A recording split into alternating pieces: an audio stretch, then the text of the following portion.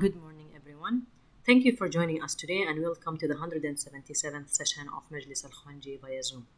Please allow me to introduce our guest for this session, Mr. Nasser Rashdi, an experienced CEO with over 29 years in the financial industry. He has managed portfolios across various local and international businesses and holds an MSc in engineering from University of Catholic de Mons from Belgium and is an alumnus of London Business School. He is recognized as the best emerging CEO at retail finance at the International Finance Awards 2022.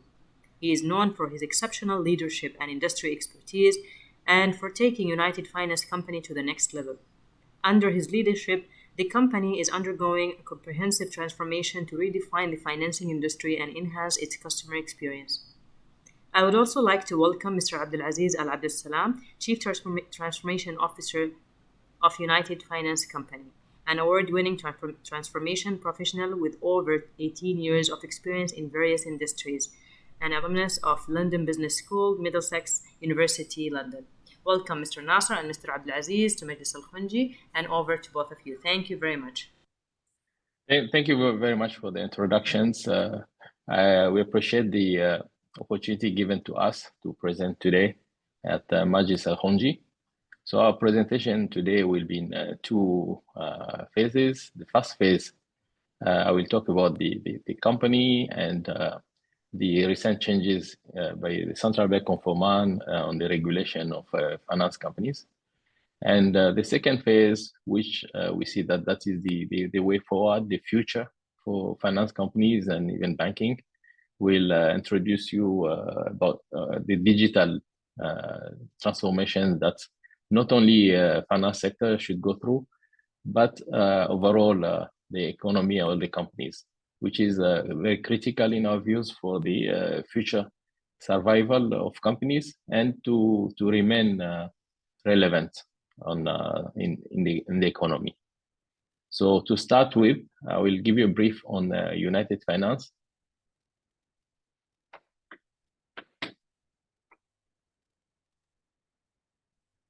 So the United Finance established in 1997. We have now completed 26 years, and we operate in Oman and offer the product to retail and the corporate. We are listed in the Muscat Stock Exchange since July 22, and currently we own about 9% market share. In Oman, we have 143 people with almost 87% Omanization as of today. Our company is majority owned by Oman Hotels with 34%, Global Financials Holding with 25%, OHI, Oman International Holding with 6%, and general ownership 28%, very diversified. Our predominant product are in three categories: retail, we offer the car financing and consumer durable financing at the moment. And then the corporate, we offer equipment finance, working capital, and debt factoring or receivable finance. Then we offer deposit products, mainly for the corporate customers. In recognitions to achievements in 2022, we have been given the best performing company, small cap, by Alam Al-Iqtisad Oman, and recently the best emerging CEO in retail finance in 2022. And to show the progress, our progress at the moment, in the recent survey by OER magazine, alhamdulillah, United Finance has moved from position number 5 to position number 3. And the OER has recognized 5 parameters, which is the growth in the business, sustainability, asset quality, productivity, and efficiencies. This it's a great recognition of the work that the management team have started. The new management team started since September 2021, and today, as we are continue to improve the company, grow the businesses, and focus on our strategic initiatives. So we operate through 8 branches across Oman. Salala, Ibri, Ibra, Sohar, Nizwa, Ibra, Mawaleh, and our head office in Muscat. We currently have 10,000 active customers. And just to give you a ballpark numbers, since the inceptions of the company, we have provided over R1 billion in financing, therefore contributing significantly to the development of Oman. Our board, diversified board, and with strong governance. We have our chairman, Mr. Mohammed Al Khonji. He's graduated from 1994, University of Colorado, and he's a major investor in several companies and real estate development in Oman. He provides us a great leadership and support to our long-term strategy. Along the board members, His Excellency Hassan Ahsan Nasib, who's the deputy chairman, Hussam Hisham Bastami, and Fariboz Vesali are the few board members. And then we have 3 independent board members, Mr. Wasim, Salman Hussein Dawati, and Mohammed Al Raisi. And along with the transformation where we started, we have revamped the whole management team. Today, the management team, which is 9 of the top management with high level of humanizations, all with vast banking experience, provide with the company with great leadership. Coming to the what we have done, the company, we've dedicated ourselves to the next generation, to be the next generation finance powerhouse. And our transformations, you will be utilizing technology to create value for the digital engaged individuals, corporate, and SME. And this is underpinned by our brand promise to the customer, which is to achieve more at their personal lives and their businesses, and to expect more and seek more and achieve more with the help of United Finance. This means in the 2022, we have started with rebranding the company, which was successfully rebranded.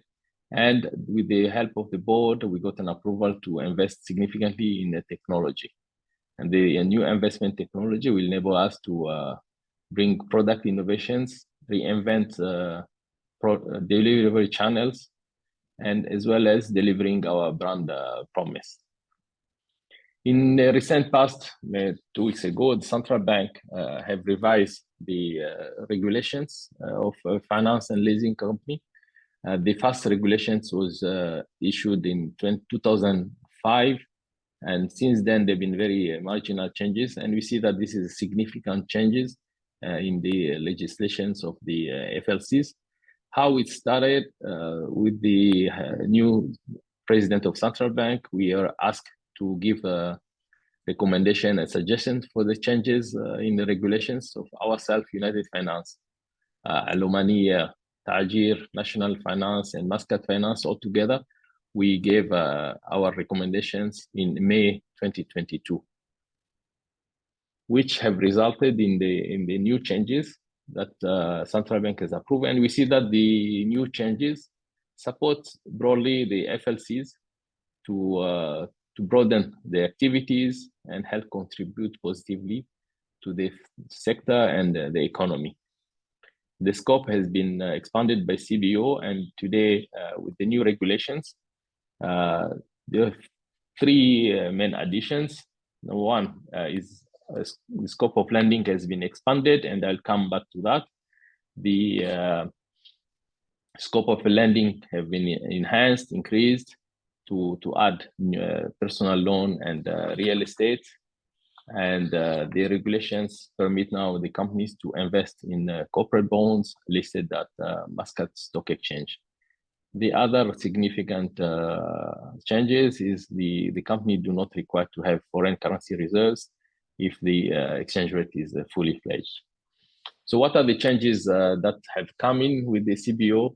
The first one is the deposits. So in the past, we were allowed to take deposits from corporates up from 10,000 riyals, and the minimum tenor for deposits was set at 6 months. The new regulations reduce the amount to 5,000 riyals and the minimum tenor of 3,000. The second changes that comes is the increase of scope in the lending.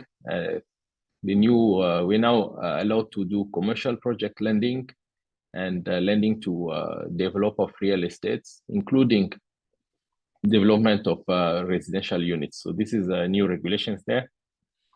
The second changes in the scope of lending is to allow the FLC to provide personal loans to individual in Oman, and there've been two caps. One for salary below 1,000 riyals. So the CBO has set a DBR, which is a debt burden ratio of 50%. And for individual having salary of 1,000 riyals and more, the DBR is increased to 60%. And these are in line with the banking regulations. The tenor for these personal loans is maximum of 7 years.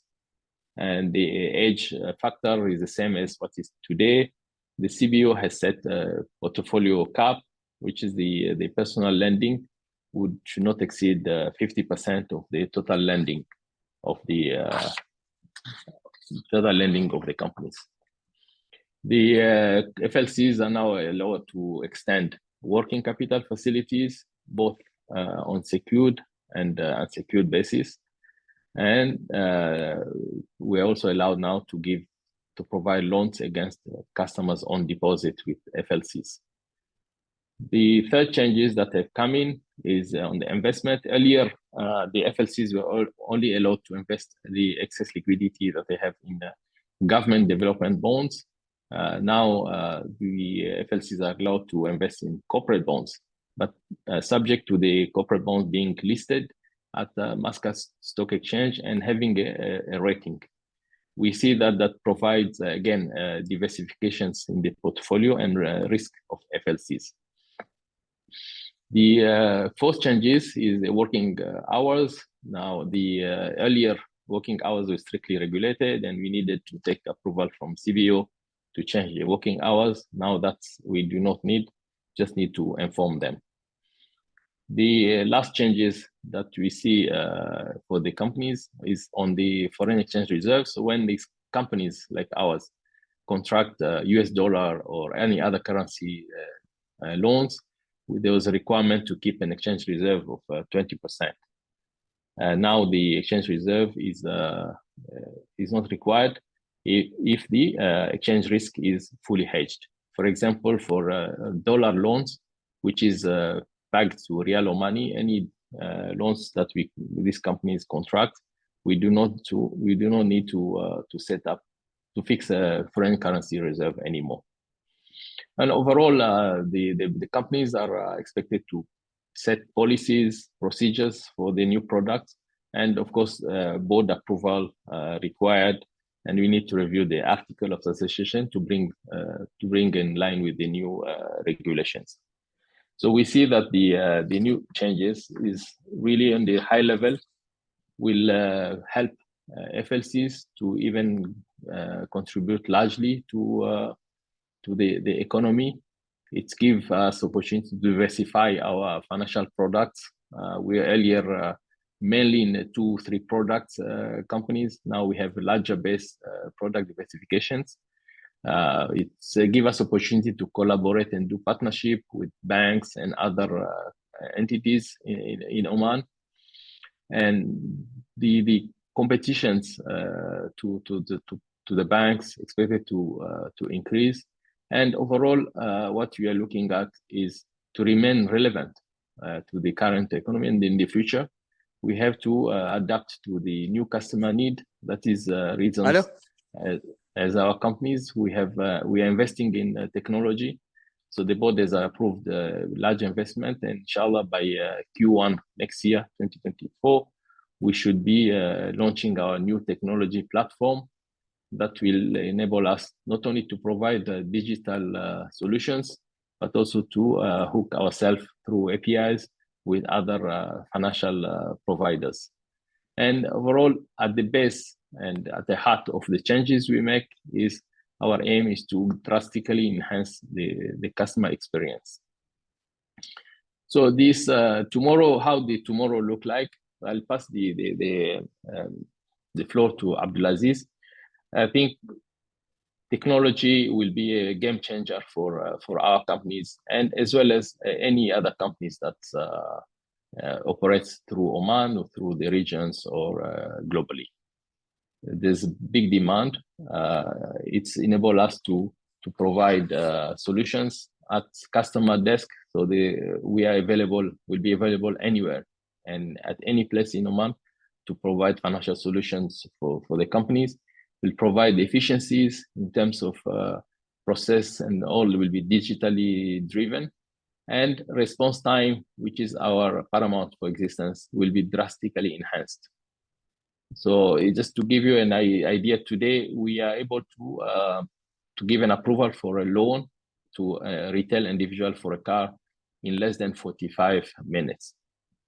Next year, with the technology that we are bringing in, that will take like less than a minute to provide an approval. So not only it provides us opportunity to enhance the experience, but broaden our customer base anywhere in Oman. So Abdulaziz, over to you on a digital piece. Thank you, Chief. And thank you, Rehan, for the introduction. Assalamu alaikum and good morning, everybody.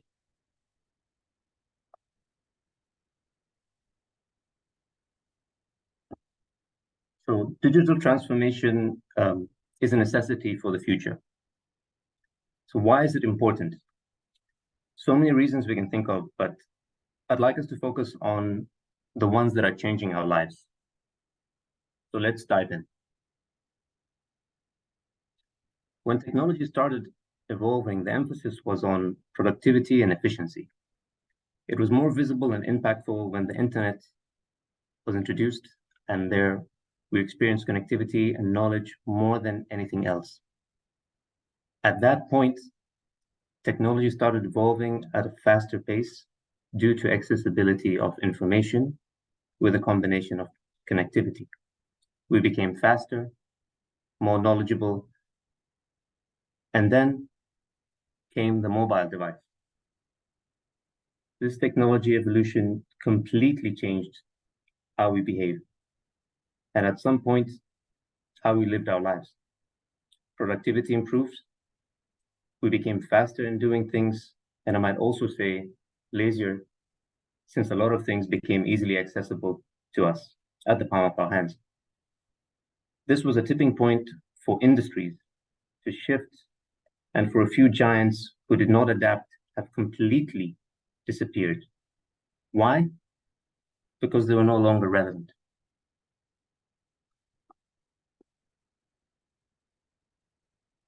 We see a lot of such changes in industries through some of these examples. Booking.com, they're able to scale on a global level with 28 million listings, but they don't own any hotels.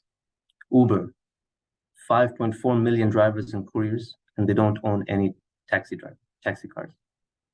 Talabat in the region, leveraging 13,000 restaurants, but they don't own even one. And Amazon with their 12 million products serving hundreds of millions of customers with the use of technology. But the question poses is, how did this type of technology impacted our industry, which is the finance and banking industry? We've seen a large growth of new segments of services across the financial industry, which is, as a result of our habits, we force such industries to leverage on these technologies in order to accommodate our needs. For example, the largest digital bank in the world, Ant Bank, which is a Chinese-based bank, services 1.3 billion customers.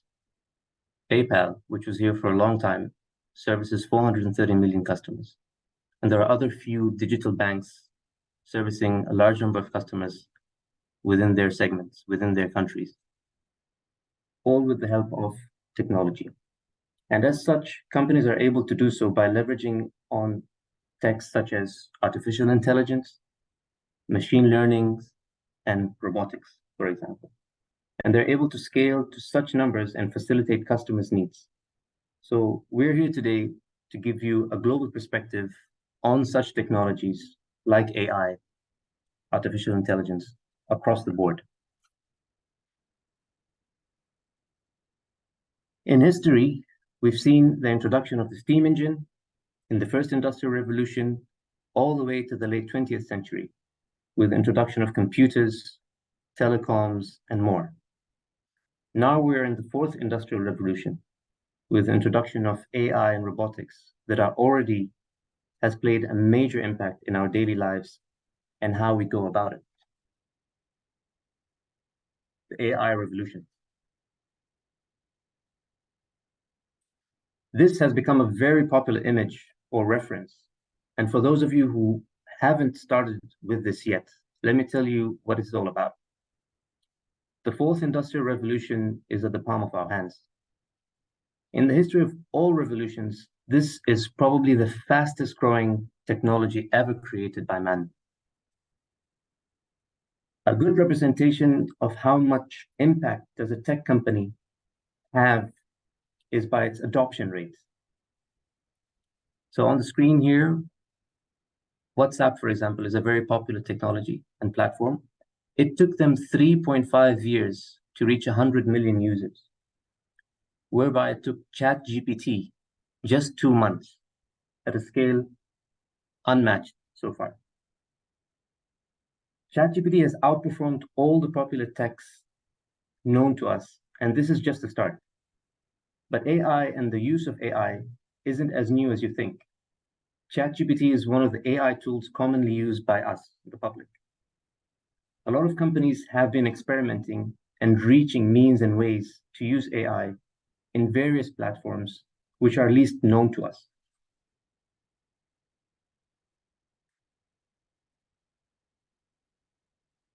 The power of AI.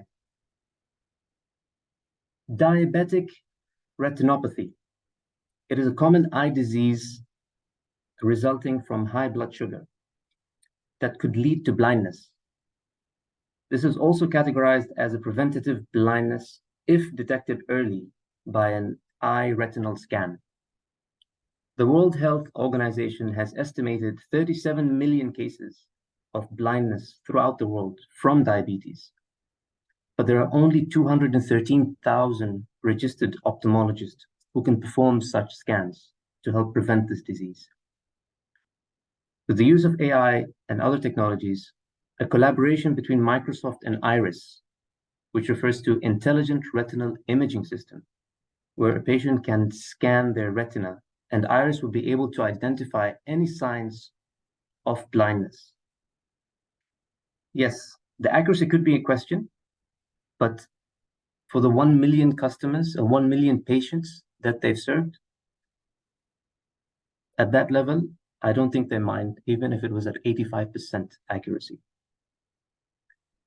In addition, Google is also working on using such technologies with AI to predict heart disease through retinal scans. Another example here of the use of AI is when human rights groups use AI to capture live war crimes in intelligently programmed satellite cameras. It assesses the physical structure of schools, hospitals, and residential buildings in real time and documents such images in case of any war crimes that take place.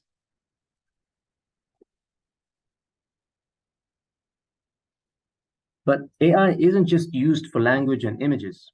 It can even do things like this.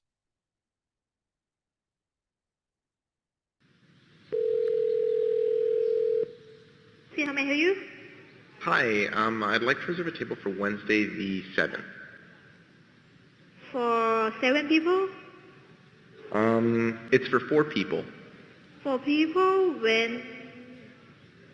Next Wednesday at 6 p.m. Oh, actually we reserve for like upper like 5 people. For 4 people you can come. How long is the wait usually to be seated? For when, tomorrow or weekday or? For next Wednesday, the 7th. Oh no, it's not too busy. You can come for 4 people, okay? Oh, I gotcha. Thanks. Bye-bye. So this is an example of what Google's done recently.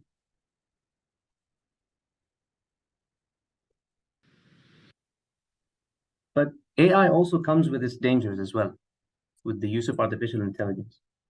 Back in 2017, Facebook first introduced AI into their platform to help regulate and scale their platform by training AI to do so. But then the AI bots started communicating with each other in a language no one was able to understand, even their engineers. And that was very frightening and scary for them.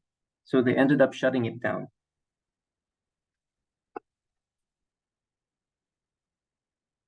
There are other types of dangers countries started realizing since no proper mitigants is put in place to regulate AI until today. Countries like Italy completely banned the use of ChatGPT to prevent privacy breaches. And we've heard a lot about schools and colleges and universities preventing or stopping their students to use AI to help them with their work. This is an example of JP Morgan wanting to develop AI to act as an investment advisor. It could be seen as a double-edged sword. Good for their customers if it performs well, and JP Morgan itself, because they will no longer require human advisors, and that would have a negative impact on the industry. What will this mean for somebody who spent 5 years studying to become an investment banker?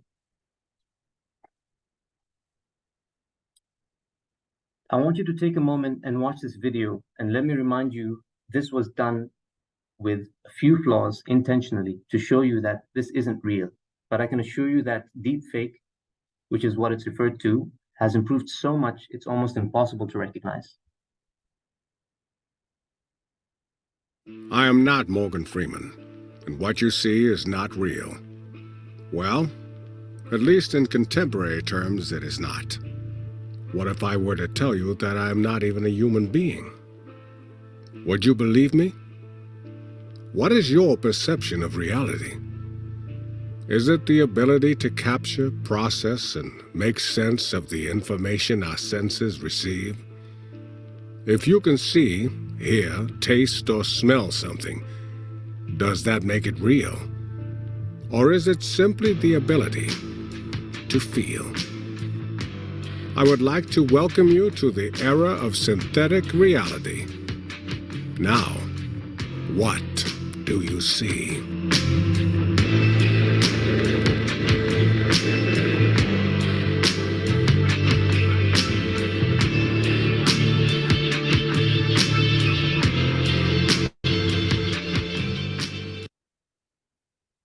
As much as we fear change and what dangers come with it, we also see the positive side and realize that this is also an opportunity we should capitalize on. For example, DBS, a Singaporean-based bank, is one of the early adopters of such technologies and one of the few banks that really made use of their digital transformation, has been training their workforce on AI and machine learning to build the right capabilities in order to scale their business. DBS has over 22,000 employees serving in the Asian region, Asian market, and they've already came up with 13 new types of jobs and roles within the bank to be able to serve customers more efficiently and provide an exceptional experience for them. I personally took a shot at this new technology and used a few ideas. This is me wanting to see myself in the future, and the title is An Omani in 2080. All I did is I just shared a few photos of myself, real pictures of my portrait, and the results came in the hundreds. This is just a few. And this was purely experimental. But take a look at what this ad recently was done by Coca-Cola and tell us what you think.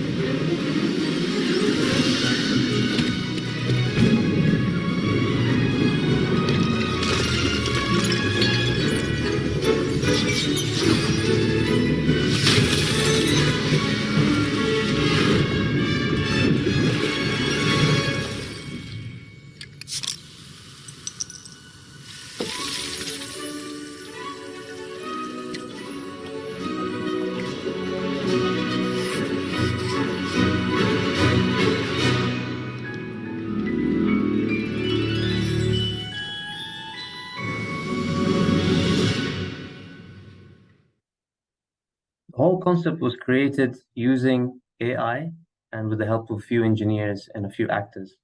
Everything, again, out of the norm when the concept comes to creativity.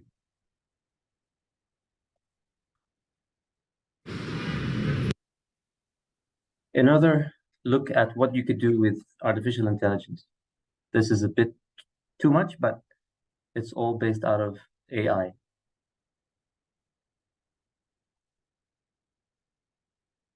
Here's an ironic picture of the most richest and most powerful people that we know of.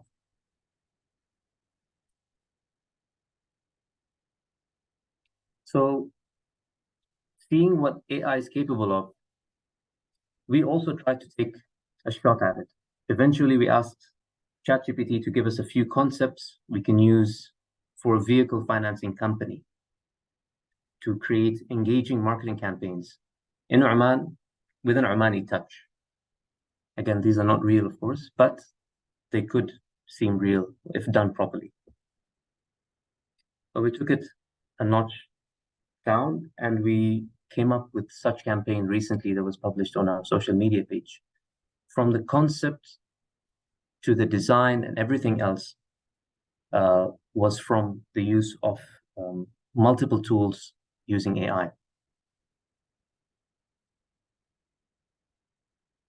In essence, we will continue to face challenges and opportunities, and that means we should, at our best, be prepared for the worst, and it starts with awareness. The more aware, the more prepared. I'd like to leave you with a few references and recommendations of my own for any of you who would be more interested in learning more and understanding where the direction of the world is going right now. These are, I find them exceptional books talking about the same thing.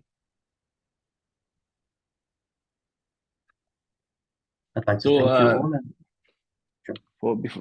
For concluding, as a company as United Finance, we have recognized the changing needs of our customers and consumers. And in recognizing with the needs and looking at the future, we have embarked in the technology-led transformations. That will bring product innovation, accelerate the innovations, actually, what you're looking at, reinvent the delivery channel, and overall enhance our customer experience. And all you can summarize in our brand promise, which is to achieve more in their lives, in the businesses, and anywhere you seek more and you need more, UFC will there at help. We are growing, we are improving the companies. As I mentioned before, we have received a few recognitions. The recent survey by OER moved our place from 5 to 3 in recognitions of our progress. We'll continue to progress more and to help achieve more. Next year, 2024, will be a major transformations for United Finance as we complete our technology investments and able to move to new cut-edge technology. Thank you. Now we leave for Q&A for the participants. Thank you very much, Mr. Nasser, Mr. AbdulAziz, for the very informative session. And Mr. Nasser for shedding the light on the change by the central bank. So we'll be opening the Q&A on the for our guests. We receive your questions by the chat or by the raise hand option in this Zoom. So thank you very much. Thank you, Riham. Thank you.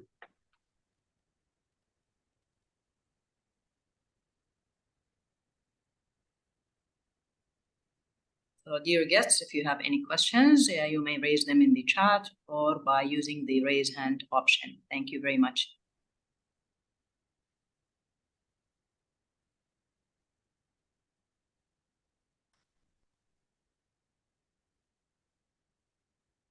Yes, we'll take the first question by Mr. Haji Adam. Please go ahead. السلام عليكم. مساء الخير أو صباح الخير. Thank you very much for the two presentations you did. The first one was about, I think, 5 minutes, and it was about the core subject that you wanted to talk to us. The AI part took quite a long time. However, why should I come to you and not to go to the banks? The banks offer me the same facilities as an SME.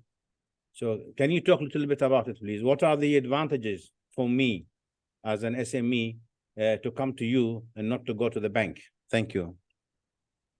Thank you, Haji bin Adam. We support SMEs, and we have been supporting SMEs for more than 25 years. And the companies understand much better than the banks, and expect to have a better support, better response, and better understanding. Today, in today's environment, and I talk as an ex-banker, I think there's been a market change among the banks. The focus is not anymore to SMEs. So the SMEs actually have great difficulties to get financing from banks.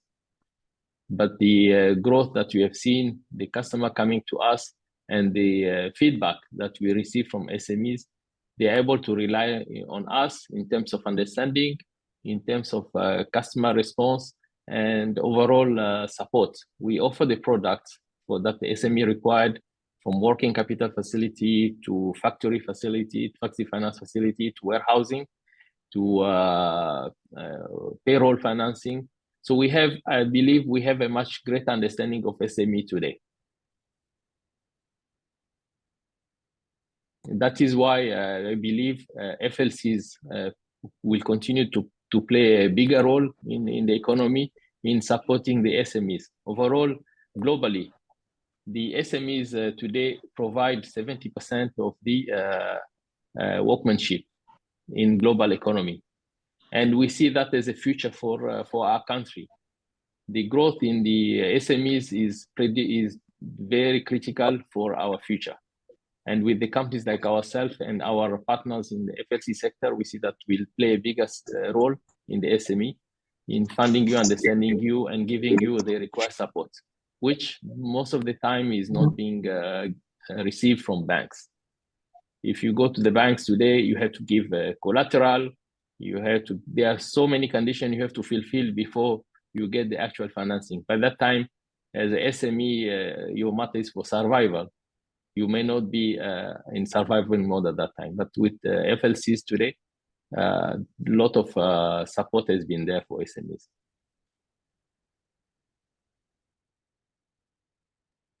Thank you. You gave AI the biggest part of your presentation. What is the immediate benefit or impact on the customers from the AI side? The way we look at the future, what the customer wants. The customer wants a quick response, yes or no, whether it's technology-driven or manually driven. While we are looking at how the UFC will look at the future is when you apply for a loan as an individual car loan, if you are able to give you an approval within 30 seconds, that's becoming a changing framework. Because that's what you want. You want to get a loan, you need a loan now, not after 1 week, not after 1 month. You need to know today, I have the approval, then I can decide what to do. That is why the AI in the technology that we're going to bring will play a major role in helping us provide quick, efficient approval. So when will we see this AI technology introduced in your company? So our new platform, technology platform, will be launched in the Q1 next year. And we see that there'll be a parallel run with existing, and we see that by Q2 in 2024, we should be able to provide solutions to our customers. That gives an approval within 30 seconds. Thank you very much. Thank you very much, Mr. Haji. Mr. Nasser, we have a very important question by Mr. Khalfan Atoqi. So he's asking, is there any contribution or plans from finance companies to be part of the Sultan Haytham City? Banks already committed to offer 3.5% to support eligible citizens who are planning to get their residence in the city. Thank you very much again for this session. So I think this is a very important one. Okay, thank you, Khalfan. The new changes for FLCs provide the real estate financing, but not direct financing to the end users. So what we are looking at as FLCs is to provide financing to developers that ultimately will sell the individual units to the end users. So we'll support the developer in line with the regulations, either for commercial projects or for residential projects. As long as you're a developer, that's open up for financing from FLCs. So we are looking forward to be part of the Sultan Haytham city and contributing significantly in the project. Thank you very much. Yeah. Thank you, brother Nasser. And also, we want this presentation in French. Thank you. I'm just kidding. Thank you, Mr. Thank you, Khalfan. Thank you. We have another question from Mrs. Leanne Al-Kharousi. She's asking, wonderful presentation and very enjoyable. Doesn't increasing loan facilities as brought about the CBO increases risk on financial institutions when client default? What can be done to negate risks for financial institutions? Thank you, Ms. Leanne, for the questions. The new regulation provide a broader enhancement of the product range that FLCs can offer. It actually help to provide a balanced risk approach on portfolio. Of course, before giving the personal loans or real estate loans, we have to establish the internal policy that safeguard the company's interest and mitigate to large extent the risk. But the advantage that we have at UFC is the senior management comprised of ex-bankers who have worked in banks and understand the risk associated to the real estate lending and personal loan lending. So as a company overall, we continue a cautious approach in growing the book.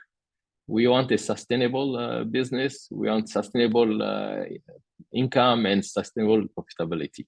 So all will be put together to ensure that there's a win-win between the customer and the company. Thank you very much, Mr. Nasser. Thank you, Mrs. Leanne. أسأل؟ Yes, Your Excellency, please go ahead. السلام عليكم. عليكم السلام. أول شيء شكرا طبعا على هذا العرض الجميل. قطاع التمويل قطاع مهم جدا، وأنا أعتقد إنه هذه السعة التي أعطيت لشركات التمويل تعكس حرص الحكومة الرشيدة على إيجاد بدائل للتمويل للجميع. فالتوسع وخروج من كونسيومر سيارة أشياء خفيفة والدخول في تمويل أشياء عمرها أطول وأكبر، أعتقد إنه هذا يفيد مباشرة الشركات، ثم يفتح المجال لكل من أراد أن يجد بدائل سريعة للتمويل. لا شك طبعا كلام اللي قلت أنت صحيح 100%، إنه شركات التمويل ميزتها الجواب سريع وضماناتها مختلفة، وأيضا المدد ما طويلة، يعني أعتقد 5 سنوات، وكأني سمعت إنه أعطيت لكم أيضا إلى 7 سنوات. وهذا طبعا سؤالي أبغى استيضاح عليه، فبسأل سؤال واحد، وهذا سؤال مقسم لقسمين. القسم الأول: ما هي أعلى المدد؟ وثاني: ما هي أعلى المبالغ التي يمكن أن تمولوا كشركات تمويل؟ طبعا أضف إلى ذلك، أنتم طبعا أعلم بها مني، أنتم بحاجة إلى إضافة إلى ودائع، بحاجة إلى أدوات مالية مثل صكوك، مثل سندات، حتى تستطيعوا أن تحصلوا على مصادر تمويل أرخص من القروض البنكية. أنت تقترض وتقرض، وتصدر صكوك أو سندات وتقرض. فلا شك أن هذه أدوات مالية سوف تنفعكم كثيرا. أنا سعيد بموضوع التكنولوجي وإدخال السرعة، بس الفيرست كوارتر is too far. يمكن إذا تقدر تقدموها شوية أكثر بيكون أفضل. وشكرا جزيلا.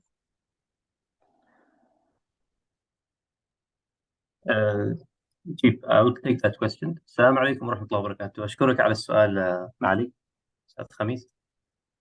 فممكن بس على السؤال الأول ممكن تكررها الله يخليك لو معالي كمان. السؤال الأول المدد، يعني كم المدة؟ كم المدة؟ المدد يعني أنت عندك تمويل 3 سنوات 4 سنوات 5 سنوات. أيوه. أنا سمعت إنه هذا رفع إلى 7 سنوات. نعم. السؤال الثاني السيلينج كم الماكسيمم you can give؟ جزيل. على موضوع المدة طبعا الماكسيمم مثل ما قلت 7 سنوات فعلا. والسيلينج يعتمد على الدي بي ار الديت بيردن اللي حاطين عليها البنك المركزي. الشروط هذه طبعا يفرق بين مؤسسة لمؤسسة كونها يعني حسب الريسك الابيتايت اللي حابين ياخذوها يعني.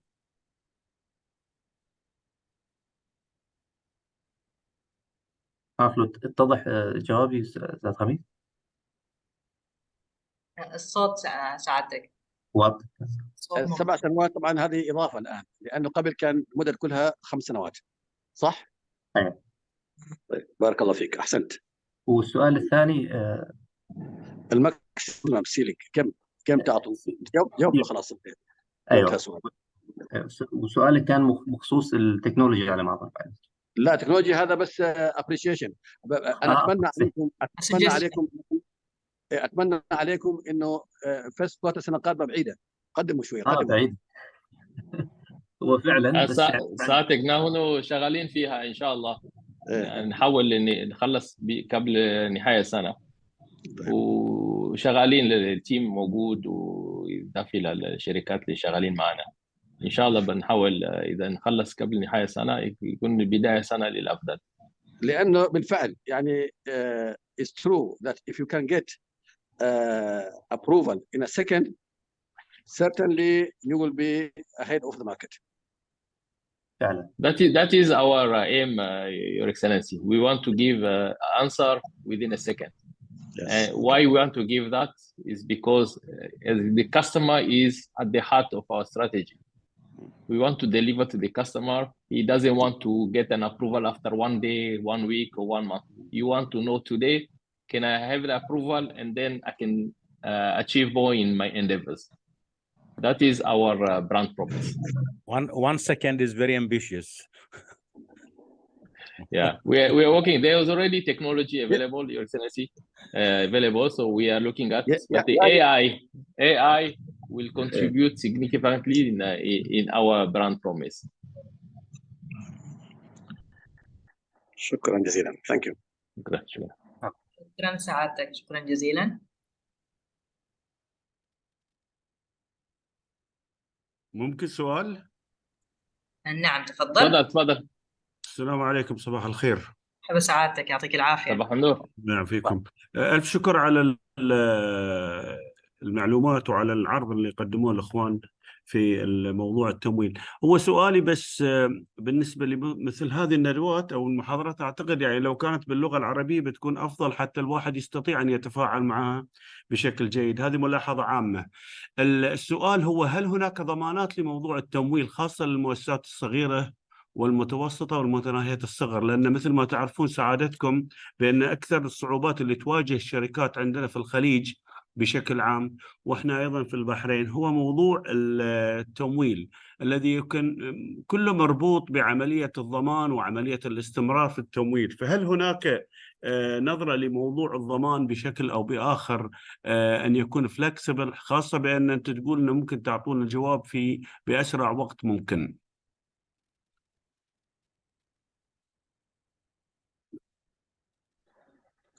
تحبوا أنا أجاوب السؤال؟ نعم سعادتك تفضل. هو طبعا ميزة شركات التمويل إنها تعطي قروض أسرع بس تأخذ مقابلها شيكات. فبالتالي هذه الشيكات للأسف يعني بقدر ما هي أدوات سريعة للتمويل، لكن أيضا قد تكون مثل سيف مسلط على العنق. إذا صار في إخفاق يكون في مشكلة. طبعا يمكن أن يأخذوا مقابلها أيضا أراضي ويأخذوا عليها بيوت. التمويل اللي هو المايكرو فاينانس هذا صعوبته لأنه يحتاج إلى جهد كبير من البشر للمتابعة اليومية. يعني أنت تعرف مثلا دول شرق آسيا نشيطة في هذه. المزارعين في المزرعة يمكن يأخذ قرض لنص يوم، مطاعم صغيرة لنص يوم، فيحتاج ربح فيها 100%، لكن يحتاج very strong collection and follow up on daily basis. فالمايكرو فاينانس طبعا هنا بعده ما أخذ حيز جيد في منطقتنا لهذا السبب. أما فيما يتعلق في أهم الضمانات اللي يأخذوها الشركات هذه، هي عادة تأخذ شيكات وتأخذ عقار. ولا غيرتوا الحين شباب؟ غيرتوا ولا نفسه؟ لا نفسه، صح كلامك معي. الأخ عبد العزيز، يعني أنتم تأخذون شيكات مقابلها؟ شيكات تقسيط وشيكات ضمان. أيوة، من ناحية رد على سؤالك سعادتك، أن مسألة الضمانات هذه طبعا تلعب دور كبير في إمكانية المؤسسة استرجاع مبالغها. فسؤالك أن هل في مرونة في الموضوع، ما أعرف صراحة كيف بيتغير القطاع في المستقبل، بس للآن كل القطاع هذا بنفس البنكي وشركات التمويل، موضوع الضمان تلعب دور كبير جدا في استرجاع وتأكيد وتضمن يعني حقوقها في حالة أن في حالة تعثر الحسابات هذه. إذا سعادتك عندك إشكال نفس المشكلة، يعني حتكون تراوح محلها، لأنك أنت الله يسلمك اليوم إذا تتكلم عن شركة مثل شركة طلبات أو شركة كريم أو التطبيقات كلها الإلكترونية، هذه كلها مرهونة بعملية دخل شهري متوقع حسب العمل، يعني تختلف من منطقة لمنطقة، والدخل بالتكنولوجيا معروف يعني بأنه هو دخله إذا كان ثابت وإذا كان شهري. فأنت يعني كشركات تمويل تعطي المؤسسات الصغيرة المتوسطة مجال لأن يكبر القطاع، خاصة في التطبيقات الإلكترونية الحديثة هذه اللي نتكلم عنها. فبالتالي يعني يتوجب على شركات التمويل أن تجد لها باب جديد، وهو أن يكون هناك يعني تدخل فيه عملية ما تسمى بالضمان الحكومي. يعني عندنا احنا الآن في الوطن العربي يسمونها المؤسسة العربية لضمان الاستثمار وائتمان الصادرات اللي في الكويت، وهذه تضمن الاستثمارات اللي في الدول العربية لأن شأنها شأن السياسي والأمور. فبالتالي حتى تحسن موضوع الصادرات وتحسن وتشجع الشباب ورواد الأعمال على الأعمال، يجب أن تكون هناك مرونة، وأن تكون والضامن هو تكون الدولة هي التي تضمن مثل هذه الأمور، لأن على أساس هي دولة استقطاب، وهي التي تأخذ الجبايات، سواء كانت الرسوم سواء كانت الضرائب، كل الدخول للدولة يجب أن تؤهله لمصلحة هذا القطاع الصغير، لأن القطاع الكبير ما يحتاج أي تسهيلات. لا تقول لي لا شركات البترول، ولا تقول لي شركات التعدين، ولا تقول لي شركات الضخمة الطيران. أنت تحتاج إلى تشجيع تمويل الشركات والمؤسسات الصغيرة المتناهية الصغر، وأيضا أصحاب المهن. فهذه يعني ملاحظة عامة يا ريت يعني الواحد أو شركات التمويل تنتبه لها. فعلا اتفق معك. عبد العزيز، ممكن ارد عليه بعد اذنك؟ معك عبد العزيز المحرزي، رئيس تنفيذي للعمليات. شكرا على مداخلتك استاذ عبد الرحيم وسعادتك. بالنسبه للموضوع، هالموضوع ذكرته وخصصته للحكومه. احنا طريقه تمويل كمؤسسه بناء على تعليمات البنك المركزي بما يخص للضمانات. الضمانات نفس الشيء. إذا مثلا لو تجاهلنا مثلا ضمانات أو كان عندنا مرونة في الضمانات، أي تعثر بسيط لأي تسهيل قدم لشركة يأثر كثير في أداء المؤسسة، لأنه يتأثر في المخصصات. احنا مربوطين نفس الشيء، نعمل مخصصات بما يعادل نفس الشيء.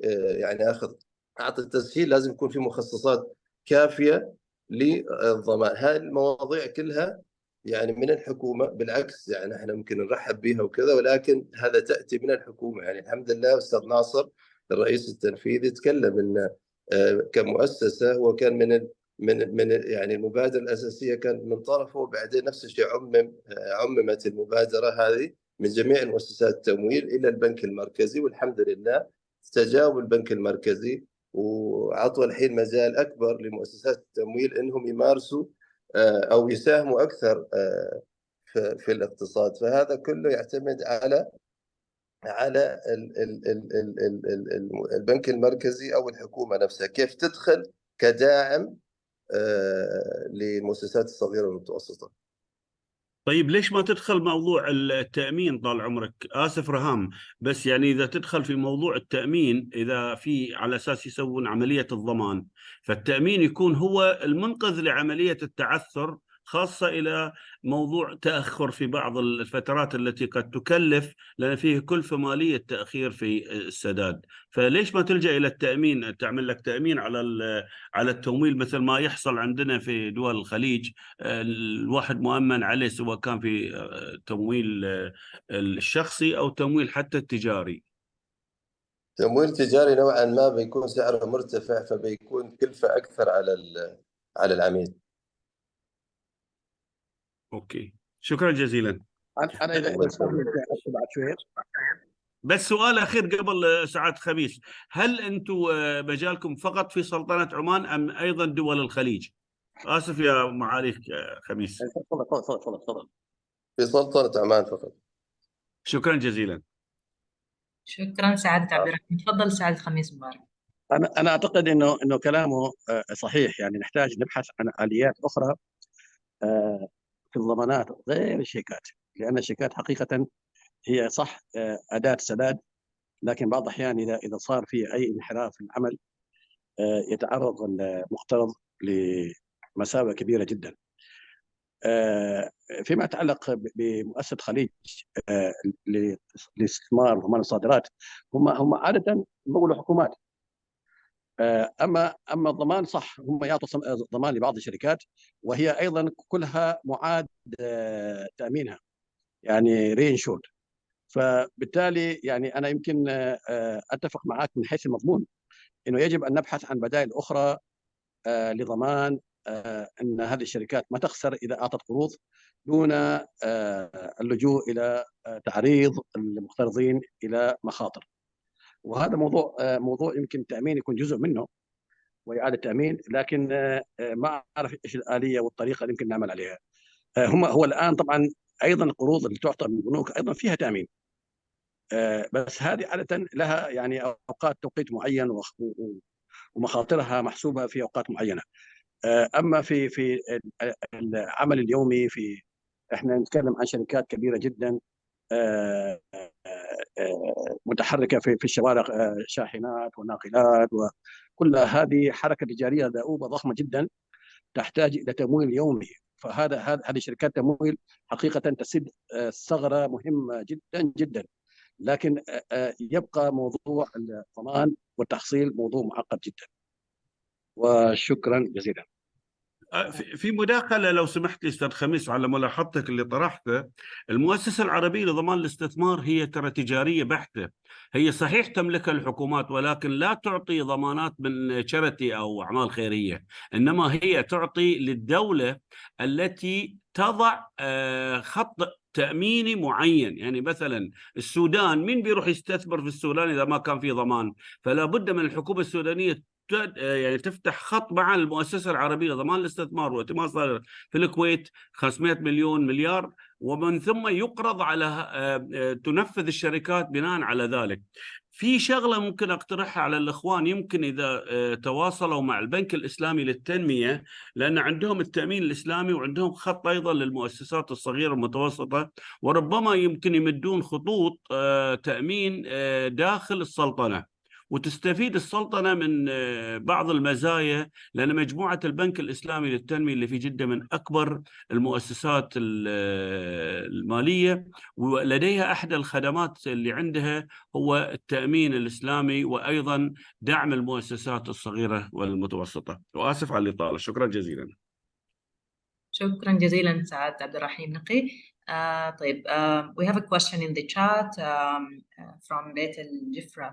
Will finance companies in Oman have a registered active treasury body in the market to manage the company's liquidity and mitigate risk for the company, as well as to provide cheaper funding rather than borrowing from local banks? So over to you, Mr. Nasser. Thank you for the question from Betel Jifra. Yes, one of the area we are looking at, which is a challenge at the moment for many of the finance companies, is the funding and liquidity. So the new, as we are progressing, we established treasury management within the company to ensure that this liquidity risk and depositors are well protected and managed. But this we are at the beginning of the transformations in this area, including for the finance companies to take deposits from corporate. It's very much there, and the finance company has within themselves committees that to manage the liquidity and the treasury risk. So those tools and skill set are already there. And we are developing more to be able to be on sustainable level and reduce really on the long term. We need to reduce the dependencies on the banks and broaden our funding base to include corporate depositors. So the central bank have in the recent circular have given some flexibility to accept deposit from corporate from starting from 5,000 riyals. And for a period of minimum 3 months, which we see it's a good change that comes in. We hope that there'll be more changes in the future, to which we should include taking deposits from individuals. As we know in the market, the deposit market is both individual and corporate, and that will enable the individual as well to enhance their return on the deposit that they have, even a small base. So, and provide a bit of competitions to banks in these endeavors. We are seeing demands, and the setup is already there, skill set available, well-established governance to manage the treasury risk. Thank you very much, very clear. Another question from Mr. Haji Adam. Please go ahead. Thank you. One of the most popular and successful stories behind microfinancing in the Asian countries is Bangladesh. So how did they do it, and how they became successful? So the Bangladesh story, they focus on targeted segments in Bangladesh, which are the farmers, and they develop as a SME funding company small loans to the farmers for 1 day to 1 week for the farmer, and they studied very well how to manage those type of credits. And the lesson for that Bangladesh, you can see that their least risk portfolio is to the women as are working in the farmers or working at home for small businesses. So develop small tickets for the farmers. Here in Oman, and we've been working with some fintech companies, and the solution being developed today as we speak through the fintech to provide such financing for a small number and provide solutions. An operating model that gives flexibility and time and smaller amounts. So we are working on that to be able to contribute to the development of the very micro businesses in Oman. So those people who own a shop or a coffee shop in Oman, they have 1 or 2 employees. So they need funding on a daily basis.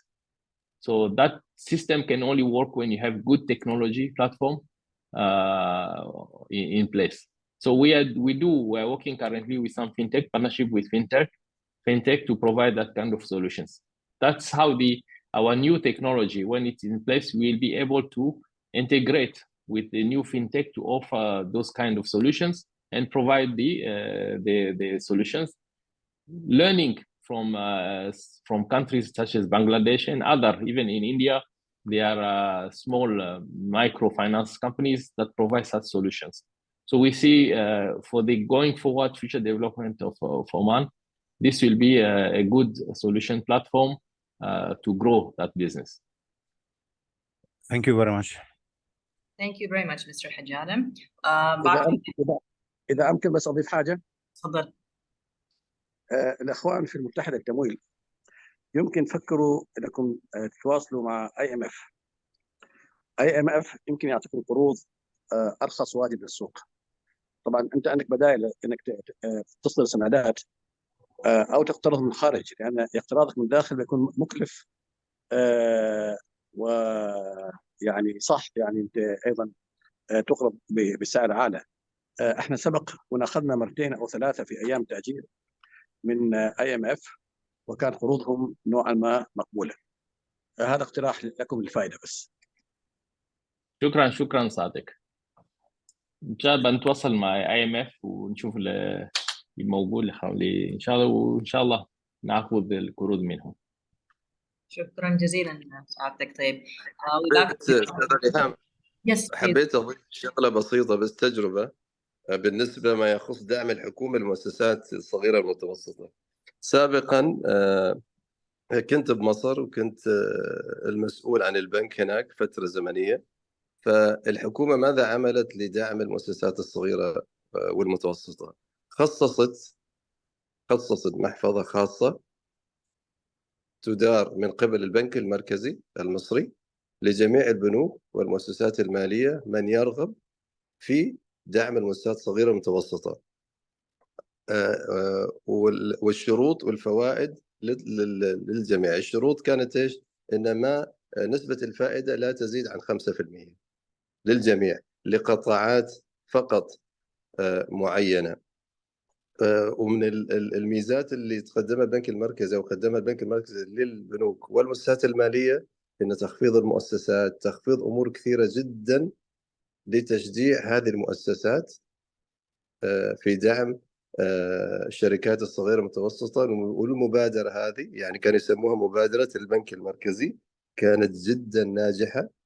البنوك اللي طبقوها يعني كنت على تواصل دائم مع رؤساء البنوك في الموضوع، فقالوا كانوا يجهلوا مدى فائدة المبادرة هذه، وخصصوا فريق، لأن لما هناك خاصة في السوق سوق كبير جدا كالسوق المصري، هي كتجربة بسيطة كانت جدا مفيدة. فنتمنى احنا بالعكس، يعني احنا كمؤسسات مالية نتمنى يعني يكون في مبادرة مثلا من الحكومة من خلال البنك المركزي يخصص محفظة أو تخصص محفظة لدعم المؤسسات الصغيرة والمتوسطة. هذا راح يخفف علينا، لا محتاجين نروح كثير للبنوك ولا لشركات خارجية لتخفيض مثلا نسبة تكلفة اللي تجي على المؤسسات المالية، بعدها نعطي القروض. شكرا جزيلا لك، شكرا على مداخلتك.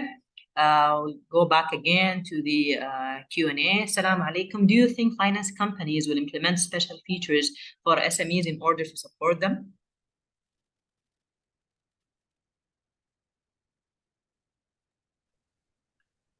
We already have special product for SMEs to support the future growth. And the reality is the FLCs have been contributing a lot, depending on company to company's policies. But I can tell from United Finance, we do support SMEs to grow. And we have a product which is customized to the needs for the future growth.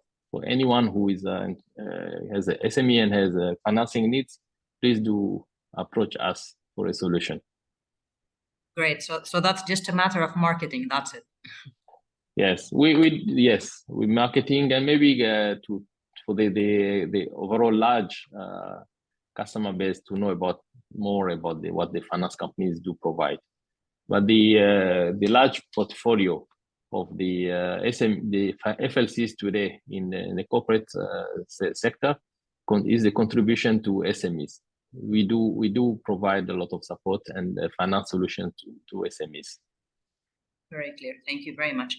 Other question, what is your message to the regulators, Central Bank of Oman, to boost financial companies to be more competent in the market and economy? Thank you. So that's another question from Mr. Khalfan. So we have given the recommendation to the central bank on various aspects of the regulations. And we know that from the discussions we have with the regulators, this work in progress. The first phase of changing regulations just come together 2 weeks ago. So we expect more changes to come from CBO. So we are in constant dialogue with CBO for improving the FLCs to contribute more to the economy, either changing some of the regulations or enhancing cooperations that FLC do with banks. And we are in line with that, with His Excellency Tahir Al-Amri vision on that. Thank you, Mr. Nasser. I have another question from Mr. Walid الزجالي. السلام عليكم ورحمة الله وبركاته. شكرا على المحاضرة. لماذا شركات التمويل تحسب الفائدة الكلية على مبلغ التمويل حتى لو الشخص أراد تسديد القرض عن المتبقي؟ لماذا لا تكون الفائدة على المبلغ المتبقي مثل البنوك؟ هذا إذا قرأنا السؤال بشكله الصحيح. Mr. Nasser or Mr. Abdulaziz, if any one of you would like to shed the light on this question, please, or to answer. The answer to the question is we do take interest, or we charge interest for the period that the customer has borrowed the money. So, for example, if somebody takes a loan for a period of 5 years and pay earlier at year 3, the company will not charge for year 4 and year 5. So we do have a settlement calculations available, and no company should be charging for the interest for the balance period. We should only charge for the period the customer has availed the facility. Oh, that's clear. And we have been doing so for their customer will take a loan 5 years, 6 years, and then they come and prepay. We only charge for the tenor where the customer has taken the loan. Thank you very much. That was clear. We have covered all the questions in the chat. Dear guests, do you have any questions from any of our guests? Yes, Mr. Haji Adam, please go ahead. Yeah, my question is a very simple, maybe a little bit stupid question. If I am to start a small business, okay? I'm a retired person, and I want to start a small business. For example, selling vegetables on the street, like the way we see these truck, Omanis with trucks and selling vegetables. So if I come to you for financing, what do you want from me in order to give me financial support or financial loan? Thank you, Haji. It's not a stupid question. It's very valid questions you have there. Our main objectives before giving you financing is to understand your business. So there are prerequisites for starting a business. Do you know the business? Do you have experience in the business? Do you understand the risk? You understand your cash flow? You understand the repayment? How much money you will receive? So if you have an answer to these questions, which are very simple, it's purely about you as a business person understanding the risk. We'll provide you the financing. And overall, we see that there have been a lot of people who have gone into retirement or early retirement from the government or from the private sector. They do have the experience, they have worked, they are professionals, and probably this will be a new way of contributing to the economic development. Is for the retired people to come and start establishing small businesses, which will employ 1 or 2 people and grow. There are opportunities are available, and we'll provide tailored product for you. No issues at all, as long as you know what business you're getting in. Many other people who comes, just they have a high level idea. So we do take time to discuss with them and come to the details, how the business, and really once we have the confidence that you understand the business and you have a repayment capability, then we provide you the required financing. So we act as a company, not only we act as a financial partner, we also act as a business advisor. We want to advise you. Money will come, but the advisory is very, very important so that you understand where you're going.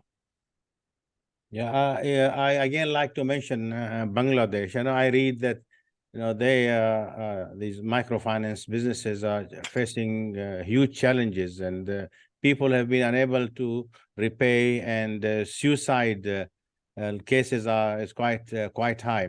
In our case, and a lot of SMEs with Riyadh have collapsed, and they lost and are unable to pay. So what sort of guarantees you have that you will not be facing this sort of problems here? All the businesses that we do provide funding have an element of risk.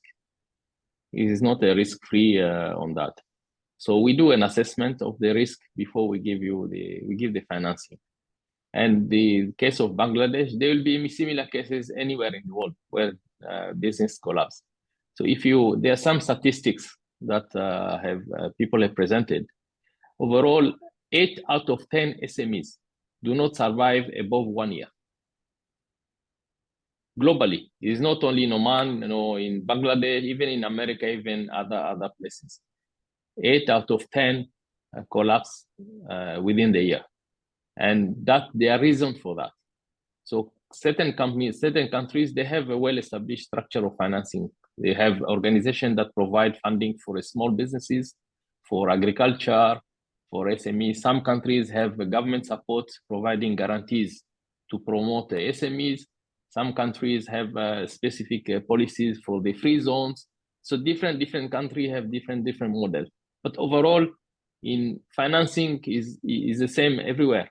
Financing has an element of risk as long as the finance companies and the company or the entrepreneur understands the risk and they know how to mitigate the risk.